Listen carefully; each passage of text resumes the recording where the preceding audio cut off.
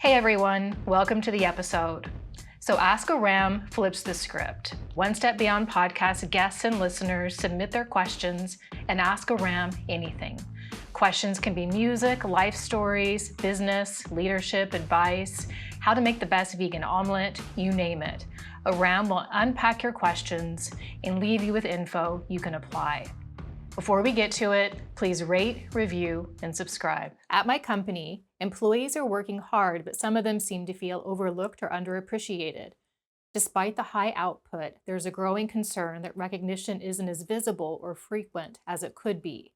We want to ensure that every employee feels their efforts are acknowledged, whether big or small, and that their value to the organization is clear. How can we ensure that employees feel their contributions are recognized and valued within the company? Give specific and timely feedback using the what, why, how framework. So I'll explain that.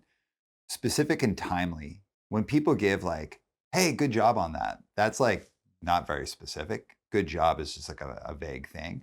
And also when people are giving feedback and they want people to feel like engaged and that they're being celebrated, you can kind of get into this cycle of being like, good job on that, good job on that. And you don't want to leave anyone out when maybe they actually haven't even done that good of a job. If you really think about being specific, what exactly are you giving feedback on? So it's something worth giving feedback on. If a team or individuals on a team or even a team in general is doing a good job, there's probably a lot of opportunity to give specific feedback. But the timely piece is also if someone does something great and you're waiting more than 2 weeks to give them feedback on it, you might as well not do it. Like, wait till the next big meeting to do it or their review to do it. Why? Do something specific and do it in the moment or near the moment. So like within a 2-week window, and you're better to do it either in the moment or within a couple days of it. So specific and timely. Around the specificity side of it, the what, why, how framework really works well. So what is it exactly that they did? So identify the thing that they did and be super clear about it. You should be able to get that done within 3 sentences. The why it matters. So the why it matters is super important because like, what is it about doing that thing that was a difference maker? And then the how did it make a difference? So what was the impact of it? And the why and the how are two totally different things. And an example would be last night, I had a really important document that I had to put in front of a client and I had super tight time frames for it. And one of my team not only took it on, but started working on it right in the morning and kept working on it until 6:30 at night so I could send it off at 7:30 at night. And in this time, the team member put that document in front of me 3 times for my feedback and then also asked for next steps, like how they could work on it, plus took a bunch of next steps themselves, brought in different team members. So they took something from the very beginning of the day that was like not anywhere close where it needed to be and spent essentially 12 hours working on something that was a super important deliverable. That level of accountability, tenacity, really pushing on something because they knew it was super high stakes was amazing. And they really checked most, if not all of the boxes of like just a great process on it. So I made a point of acknowledging like their tenacity, their hard work, like really having that willingness to take it there, the high amount of accountability, willingness to take feedback. So that's what they did. Why it matters. Well, why it matters to me is like I'm a business owner. And sometimes from a business owner perspective, it's hard. Sometimes it can feel hard to get people to care as much as you do, because at the end of the day, it's like, I own the company. It really matters to me to feel that people care as much as I do. They care because they want to do a good job. And the why there is like this person who did this piece of work really showed they cared. And that like matters to me so much. It's such a difference maker to me. And then how did this make an impact for the company? Well, the how was we had this thing that is now went in front of actually 3 different clients within a 24-hour period, and it's going to massively increase our value proposition to them. So what they did was take a document from start to finish, huge push, all the tenacity, all the diligence, all the accountability. Why? Why does it matter to me? Because it made me feel like I'm not in this alone. I've really got someone multiple people who care as much as I do a great job. And how did it make a difference? We just put something in front of a client that's going to be a massive value add. So I took that time to celebrate that person to them in the moment. Then I texted each person who was part of the process and thanked them. And then I went on Teams and made a point of just giving a little synopsis of what happened and of the three things I just talked about. Making sure you're specific about things matters rather than just like, good job, and then doing it in a timely manner matters, but that also what it was, why it matters, and how it made a difference. Anyone listening to this might be like, oh my gosh, that sounds like a huge pain in the ass. I'd never do that. Yeah. And that's why people don't feel celebrated, because people just go, heck yeah, good work, instead of actually breaking it down. It's less burdensome the more often you do it, and you should do it frequently, because if your team or people on your team are doing a great job, they should hear about it, and they should hear about it in a specific, timely way. I got some feedback that some newer employees feel like they're still trying to find their place in the company. For context, we're a remote hybrid team. How can I improve onboarding to help new hires feel more involved and connected from the start? So for every meeting that isn't just like a yes, no transactional thing, use the video function on computers. So to get more into that, when you have teams that are either entirely remote or a hybrid team, it's super important that you operate the same way as if you were all in the same office. So if you're in the same office with people and you needed to touch base on something, you just like go to their office and go up and speak to them. For whatever reason, because we're online now, or we have hybrid teams now, people just text each other or they just email each other, and those things are highly transactional. You just like, I need something, or I'm giving you something, and it's just that kind of thing. And when you do that, you keep yourself in transactional interactions. If you want to be in relational interactions, you actually have to have FaceTime, and FaceTime can be on video. But the thing is like, video by nature is a transactional thing. Like, nobody wants to be on video a second more when they need to. What I encourage people to do is have your home office either in a state where you're comfortable about taking an instant phone call, or at least have a background ready. And yeah, you should be dressed for work, at least like from like the waist up, you should be ready for work. And people should, for anything that's not just like a yes, no kind of thing, you should be using the video function on your computer. That way people are in that relational space with each other. They are constantly creating relationships. They are constantly having FaceTime. They are actually engaging with people. That's important, not just for new employees, but also for like long-term employees as well.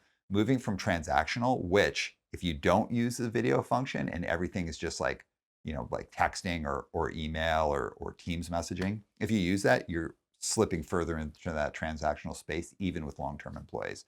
So get on video with each other frequently throughout the day. Over the past few months, we've started to notice a shift in team dynamics. It was subtle at first, fewer people speaking up in meetings, a drop in the energy level during brainstorming sessions, and a noticeable lack of enthusiasm for projects that used to excite us. At first, we thought it was just a seasonal slump, but it's starting to feel like it's becoming a trend. As a leader, I want to make sure we address these signs early before they spread and affect the whole company. We've always prided ourselves on our positive, engaged culture, and I don't want to lose that momentum. What are some practical ways we can pinpoint when engagement is slipping and take action to get things back on track? I'm going to answer that question in two ways. The first is just a general way around engagement, and the second one is specific to what this question is asking around their team. In general, focus on having high value one-to-one and team meetings, and I'll discuss that more in a sec. And for this one specifically, what I suggest is something seems to have changed with you and your team within the past 6 months to a year. And rather than focusing on engagement, figure out what happened, like what changed, what was either the incident or the shift that's happened, and address that, and engagement should follow. So I'll get into both now. For high value one-to-one meetings and team meetings, what's important here when people think about engagement, it's not like hyping people up all the time, like, believing in the team or believing in the company and this great grand vision. Very often people just want to do good work and feel like they're enabled to do good work, and they've got the information they need. They work with a team that's supportive. They work with a boss who supports them. All of that stuff is accomplished not through like hyping teams up and like creating this like perfect, energy. It's more just about really delivering and receiving value. So when I talk about high value meetings, there's three kinds of interactions. The first is just like a normal interaction. I call it like, you can call it low stakes. You can just call it a conversational interaction where you're not necessarily thinking about high or low value. You're just interacting with people, like talking about different ideas. These would be typical like one-to-one meetings or team meetings. If your team already has high engagement and you're not too worried about it, you don't have to be super tucked in for your like daily meetings or your day-to-day meetings. You're just chopping it up and engaging. But if you're worried about engagement or you want to see engagement increase, then you should focus more on high value. So a high value meeting is when you're interacting like one-to-one or in a group meeting with people where you're trying to get great value out of the meeting and you're trying to give great value out of the meeting. That's different than like a low stakes meeting or just a conversational meeting.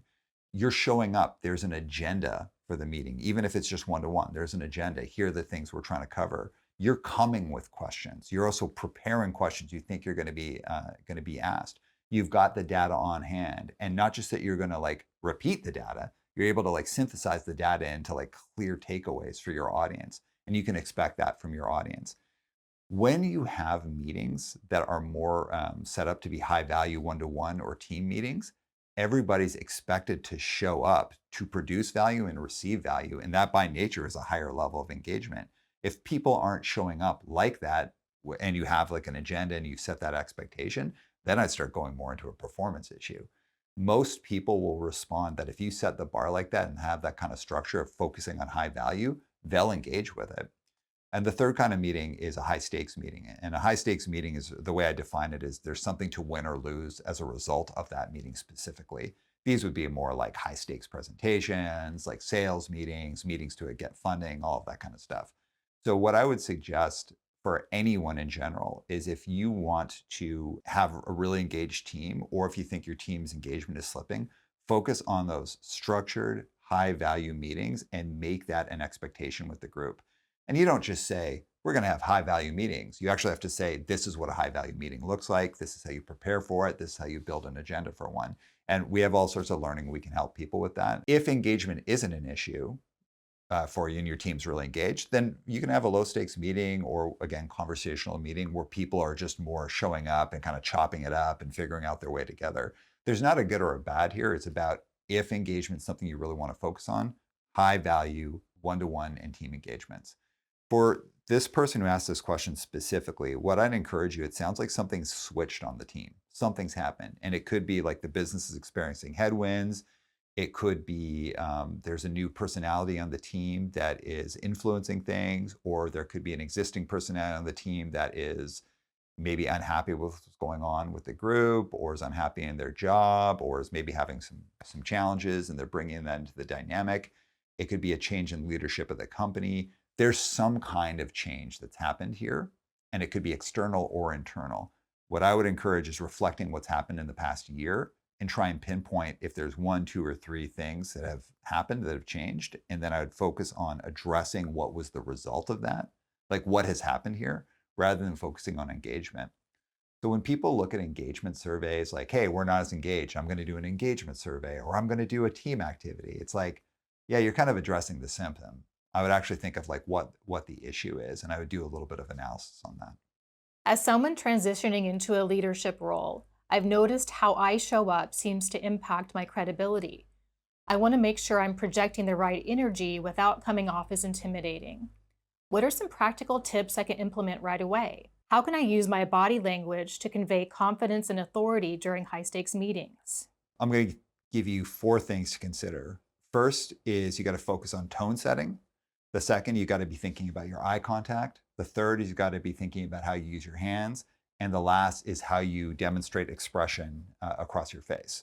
So let's hit each one. Tone setting. So if I'm trying to essentially facilitate or lead something, so the question was, how do I demonstrate authority? I just shifted to an idea of like either facilitating, so you're the person who's facilitating a conversation or a meeting, or you're leading. So for example, like maybe you're getting up and someone else is presenting, but you're really setting the tone that you're leading the session, or it's that you're the one presenting but you're leading the session. Facilitating and leading can be 2 different things. So facilitating would be, I'm actually trying to get other people to speak, but I'm the facilitator of it. The other one is I'm leading the session that I'm actually leading. I'm speaking, or I'm having other people speak, but I'm not trying to create a conversation. I'm just trying to get people to speak, finish their part, then another one, then another one, then another one. And that's how I define splitting those up. But from a tone setting perspective, what's important to know is that tone in any conversation, whether it's one-to-one or a group or presentations, tone is always being set at any given time, and someone is setting the tone. And it's important that if you're trying to demonstrate, like you're facilitating or leading a session, you should be the one who's setting the tone. Tone is set within 2 to 5 minutes, and then it can be reset and reset and reset throughout a conversation. But it's the first 2 to 5 minutes of the conversations where it's set. Here's the challenging thing. Most people, when they're starting a conversation, they're kind of warming up their engines a little bit. So they're not at their best as a speaker. And it usually takes us around 2 to 5 minutes to become our best as a speaker. But the tough part is our audience's attention is the crispest it's going to be in the beginning. And like the longer that we're in a meeting like that, it starts going down and down. So people typically in that first 2 to 5 minutes are paying a lot of attention to the physical presence of the leader or the facilitator of the conversation. And if that person's not at the top of their game, they're making a value judgment of how much time I'm going to spend listening to this person, especially if they have a lot of experience with that person and that person has traditionally not had strong physical presence. So your window gets tighter and tighter and tighter. So it's super important to come in right from the get-go and set the tone and maintain it. And within 2 to 5 minutes, they've kind of made up their mind. So you've got to, within that 2 to 5 minutes, deliver your highest level of presence that you possibly can. So this is how you do it. Eye contact.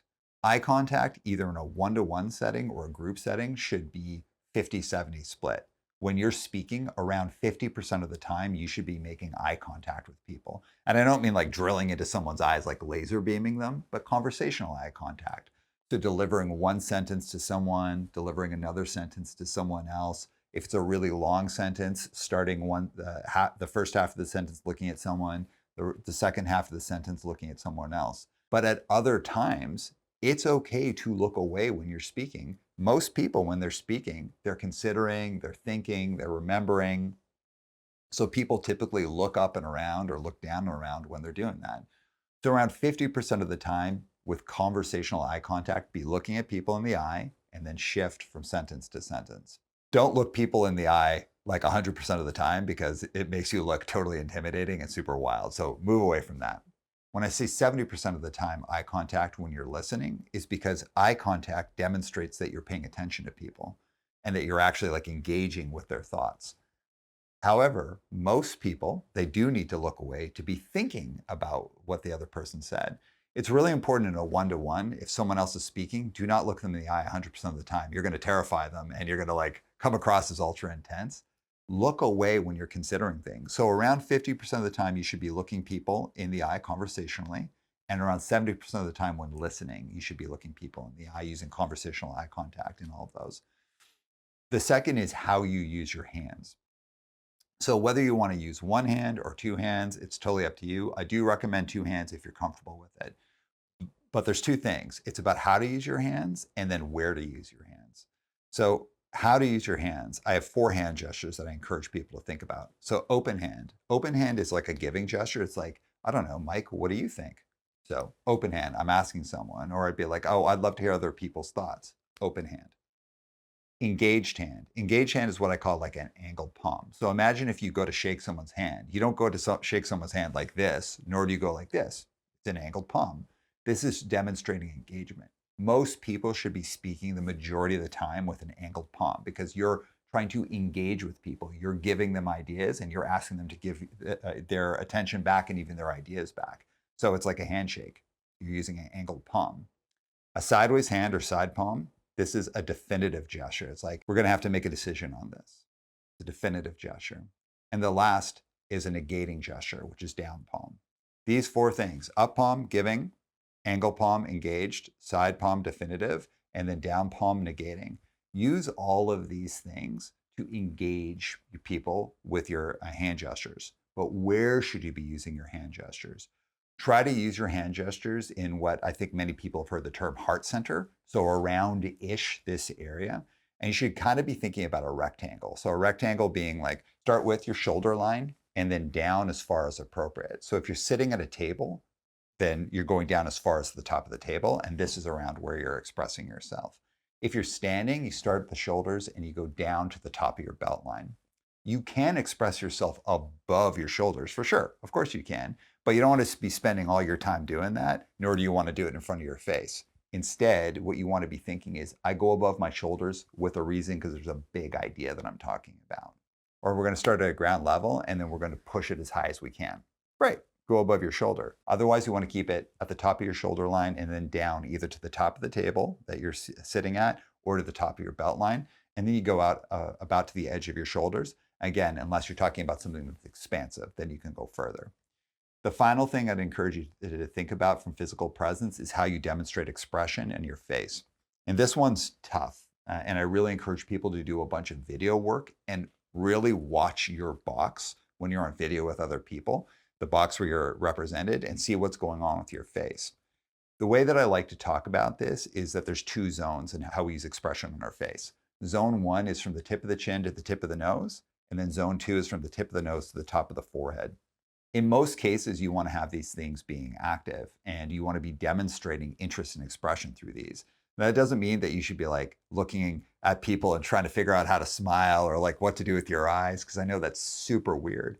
But what you should be doing is spending time looking at video of yourself or monitoring how you're showing up when other people are speaking, when you're on video, and paying attention of how you want to use the intricacies of both of these to demonstrate engagement or to demonstrate that maybe you have something to say.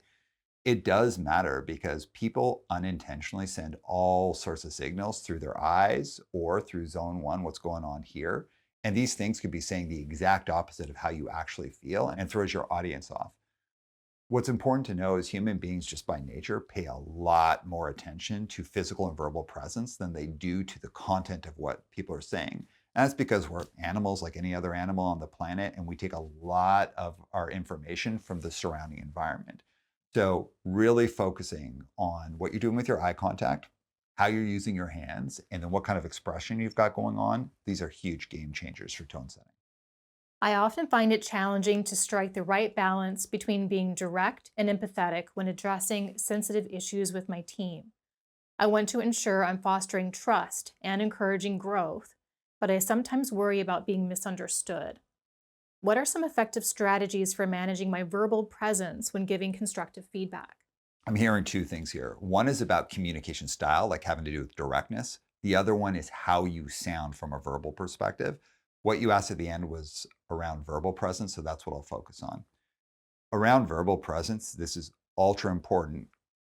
Focus on pace, pitch, use of fillers, and how you encouragers. Encouragers. So I'll get into it. So pace, or rate of word delivery, is how quickly people are speaking. How quickly people are speaking says a lot to our audience. And it's always important to remember human beings tend to pay attention mostly to physical presence. And again, I'm not talking about standards of beauty. It's about whether or not someone's physical presence is matching what they're saying, the content of what they're saying. And if there's a disconnect between those two things, people often overtly focus on physical presence. So they focus on physical presence first, then quite a bit of focus on verbal presence, so how you sound when you're speaking. And the last thing people focus on is what you're actually saying. And the higher degree of drift between these things, the more that people struggle with like really connecting with that content or understanding to it or committing to it, or even thinking what you're saying is actually true, like you believe it. So around verbal presence, pace is a huge indicator. If people rush through things, so their rate of word delivery is super, super fast, and it's something sensitive that you're talking about, people tend to view it in negative lights. Like, for example, you're super nervous about it. And if nervousness might mean that, oh, like they were afraid of it or they don't believe in it, or they may even take it as far as like, they don't respect me to give me the time to have that conversation. And frankly, like anyone who's been on the receiving end of tough news and the person just like bolts through it, I think we can all relate to that being a pretty negative experience. But on the flip side, maybe that person's just speaking fast because, yeah, maybe they are nervous or they don't know what to do, or they're not sure how to handle themselves, or they're not even aware they're speaking quickly. But that rate of word delivery really, really matters. This can be challenging for people because some people are just by nature, how they grew up, they speak very, very quickly. Other people, they're more paced out. Sometimes the way people speak, it can take longer. That makes people feel comfortable, and it feels like it's taking a long time. So pace is like a really difficult topic for people. And what I really encourage is, you're going too fast if you're using a lot of fillers. And I'll get to fillers in a little bit, but fillers are like, there's filler sounds such as ah, any of these things. There's filler words such as like, and there's filler phrases such as If you're using a ton of fillers, you're speaking too fast because you're speaking faster than your mind can keep up with and construct sentences. You'll also know if you're speaking too fast if you have to take big gulps of air when you're speaking, because you gotta so you start taking these big gulps of air. And finally, you're speaking too fast if your mouth is getting really, really dry. The biggest indicator, though, is how much filler you're using. So you got to pace down. Pacing down is easier done when you've done a lot of recording. And I really encourage people to record. Write down what you want to say, record it, use a video function though, so you can actually see how you're showing up, and practice it again, and practice it again. And you should be looking at the time signatures and trying to make those time signatures a little bit longer, a little bit more spacious. The more you do this, the better you'll get at it, and you'll kind of build a muscle memory around it. And if you don't do it, you're just going to be like a live band that like has a really like bad drummer who doesn't know how to keep time, and you're just going to be doing blast beats the whole time. Instead, practice, get that pace, and pace yourself out. Let's go over to pitch, and then I'll get to filler in a second. So pitch is what frequency you're talking about, and it gets mistaken with tone a lot. Tone is the quality of the sound. Pitch is like what frequency you're speaking at. So if you want to have a tone that shows a lot of accountability, and I don't mean authority, I mean accountability, like I'm here, I'm owning these words, I'm in this moment with you. You want to be thinking about speaking a bit more at the base of your throat than the top of your throat. So right now I'm speaking at the top of my throat. So almost imagine I'm speaking where my tonsils used to be, like higher up in your throat. And you can actually feel it. If I'm going to have a difficult conversation, or if I'm in a room where it's loud and I just need to make myself heard a little bit more, I don't push at the top of my throat like I am now, because that's where the tone starts to get impacted, because your voice starts getting a little like raspy, and you can even kind of hear it here. My voice getting a little raspy at the edges. Instead, I start speaking more at the base of my throat. So now I'm speaking more at the base of my throat, and I can actually feel it. Now I'm feeling it here rather than feeling it at right where my tonsils are. It's kind of like down here, where almost you'd imagine like mid throat. At this space, the pitch is more rooted, it's deeper, it's showing more ownership. It's also way easier to be heard in a room, especially a loud room, if you're speaking more at the base of your throat. In this space, this is strong physical presence. And there's nothing wrong with speaking at the top of your throat like I'm doing now. This is super conversational. So if I'm just like chopping it up with people, I'm typically speaking here. But if I'm in a more sensitive conversation, a conversation where it's really important that what I'm saying is heard, that I'm demonstrating lots of ownership here, lots of presence, that I'm thoughtful of what I'm talking about, that I really want the other person to know that I'm taking this conversation serious, I'm speaking more at the base of my throat. In learning how to do this, you want to make sure that you don't let it go really low and get into a weird space about it. It does require some ability to shift from here to here. You have to spend some time doing it, and you've got to feel the physicality of it. This is more of an accountability voice, though, and being with people voice. Next, I'll focus on filler words, sounds, and phrases, as I talked about earlier. In North America, very specifically, we can speak really, really, really quickly. But this is something that's kind of like culturally relevant in a lot of different places.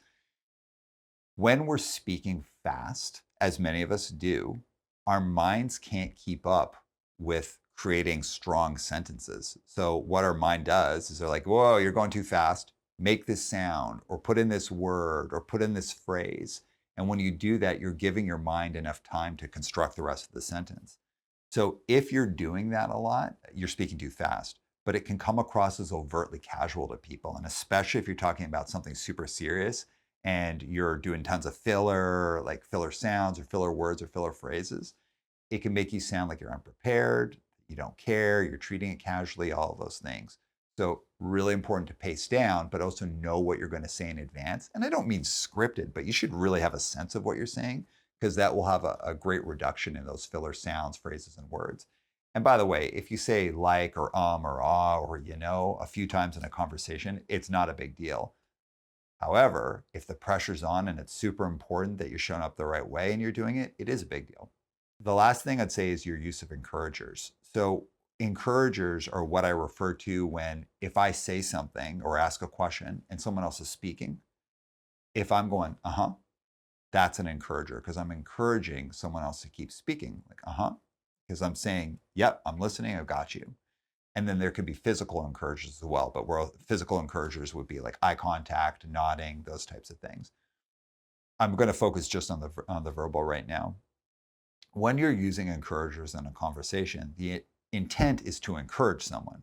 So if you're in like a high stakes conversation, and especially a difficult conversation, and you're asking questions or trying to get engagement from your audience, and they start speaking, and you go, that sounds like what you're saying is shut up, go faster, get to the point. In any sensitive conversation, especially if you're viewed as being overtly direct or worried about that, and you start using encouragers like that, it's going to shut down your audience or at least make them feel unappreciated, rushed, any of those things, maybe even hesitant to speak. Encouragers should fall either at the natural middle point of a sentence. So if someone's saying a long sentence, there's usually some kind of pause or brief pause in a sentence. It should fall kind of in the middle of the sentence, or it falls at the end of a sentence or at the end of essentially what would be a paragraph if someone was speaking. When encouragers fall off beat, so someone's literally still speaking, like they're in the middle of a word and you go, that's jarring for your audience. So it falls in natural pauses or at the end of sentences or blocks of dialogue. Listening to how you speak. So again, I really encourage people that when they're speaking, if you're in for example, if you have a friend or a partner or a family member that you can do some practice with, getting them to speak and seeing where your encouragers fall is a really, really good thing. Encouragers are great to use, but if they're used inappropriately, it can give your audience the sense of you just want them to like, get out of here. So those four things, pace, pitch, filler, and encouragers, those are all a part of having a really accountable, present, but also I'd say like welcoming physical presence. My role requires me to work with people across various departments and levels of authority. I've realized that what works in the boardroom doesn't always resonate with frontline employees. How can I tailor my approach? How can I adjust my physical and verbal presence to better connect with different audiences? I'd encourage you to not think about audiences, but think of types of engagements, and your physical presence should be linked to that. It's not that C-suite people always want everyone to show up like totally buttoned up, and then frontline people want everyone to be like totally relaxed and cool. It's, well, what's the nature of the engagement and what are you talking about? So, I talk about this a lot. I think there's three kinds of different conversations or meetings or speaking engagements, and they're either conversational slash like low stakes, or high value or high stakes. And that's how you should be thinking about your preparation and your physical presence. Your physical presence should be the most tucked in and high stakes. So if you're going to, let's say, a boardroom for a serious presentation or a serious conversation or a serious meeting with C-suite people, yeah, you should be in a high stakes situation, which means your presence should be the most buttoned up, the most practiced. Like you should be showing up at your highest level of being really attentive to what signals you're showing off and how you're engaging with people. But again, you could be with C-suite people, and you could be at a company dinner or a retreat, and you're not going to show up like like with the highest level of physical presence. You're going to be more relaxed. Maybe you're going to be like, oh, maybe I'll treat this as a high value one, so you're a higher level engagement. But maybe you're going to be like, hey, this is low stakes and this is conversational, and I just want to be in that space. You could be with a frontline person in the most high stakes of conversation. You want to retain them. They're a great employee. They're someone who's wonderful to work with, and they could be at an entry level job, but they are wonderful for the company. They're a great person. That's a high stakes conversation because based on that conversation, you could lose them or retain them in a company. You should be showing buttoned up. But buttoned up in that sense isn't showing up like you're in a boardroom. Buttoned up in that sense means you're demonstrating caring, you're being attentive. So physical and verbal presence should really be focused on what kind of conversation I'm having at a given time. So is it conversational? It's just like conversational doesn't mean casual, doesn't mean sloppy. It just means conversational is that you're chopping it up. You're in like just an organic, normal conversation. There doesn't have to be a high level of like ultra prep or like overt thinking, but it should be professional and it could be warm and friendly and all those things. High value is about giving and receiving value. So you got to be a little bit more plugged in, you got to be more focused, and you got to have the physical and verbal presence that supports that. And then high stakes is the highest stakes or something to win or lose. That's what you should focus on rather than levels because, you know, you could put someone at the most senior level and they're actually quite a conversational person in most settings. And you could put someone at a front line and they might want their leaders to show up super buttoned up. It's less about the position of the person. It's more about the type of conversation. We want to hear from you, our audience. To submit your questions, send us a message, drop us a DM, or comment on our social channels.